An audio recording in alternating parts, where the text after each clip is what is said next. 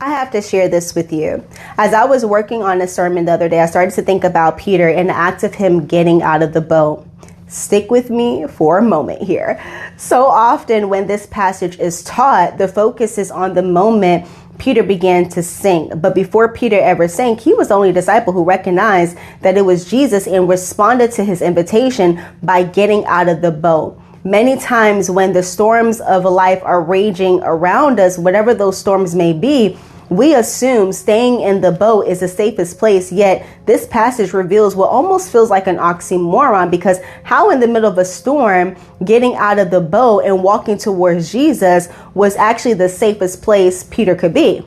I think hearing Jesus say, come, and stepping out onto the very thing that appears capable of destroying you is far more terrifying than trusting that if you obey him, that he will sustain you. Jesus cannot be overcome by the storm. He can't be overcome by anything. So if he says, come, if he says, draw nigh unto me and I will draw nigh unto you, then perhaps remaining where you are is no longer the safest option. Staying where you are mentally, emotionally, physically, spiritually may cause more harm than obeying his voice. Sometimes you simply have to come. You have to get out of the boat and keep your eyes on Jesus. Even as you walk towards him, there will still be movement beneath your feet. The waves may not disappear. The wind will continue to blow. Sometimes that movement will try to distract you and pull you away from Christ. The one who called you is also the one who will sustain you. I don't believe that Jesus would command Peter to come without sustaining him every step of the way. I don't believe that Jesus would allow Peter to be in proximity in his presence only to abandon him during the storm.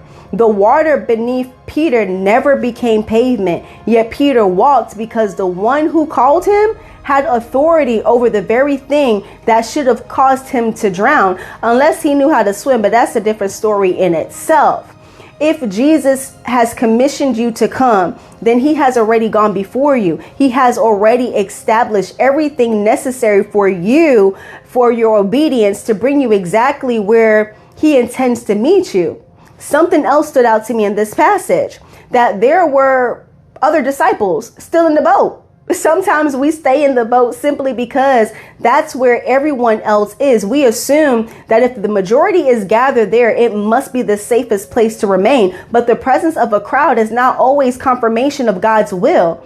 Sometimes staying where everyone else is can cause us to miss the very command of God. Sometimes what feels safest is actually the greatest obstacle to obedience. Not only that, it can cause us to miss an opportunity to experience him in a way that we've never experienced him before. You see, Peter was the only disciple who knew what it felt like to walk on water with Jesus. The others witnessed the miracle, but Peter, he experienced it. Then another passage of scripture came to mind, right? Jesus said that he will leave the 99 to pursue the one. So here's my question to you. If Jesus was willing to leave the 99 for the one, are you willing to leave the 99 when the one commands you to come? With Noah, everyone stayed. Noah obeyed. Abraham left his country. Moses left Egypt. Joshua and Caleb stood against the majority of the people. Elijah stood alone against hundreds. Jeremiah stood almost alone. Paul left for surrender. And then Peter left the boat. Throughout scripture, God has never measured obedience by the size of the crowd. There's nothing wrong with being in a crowd, but the crowd isn't always where God is moving.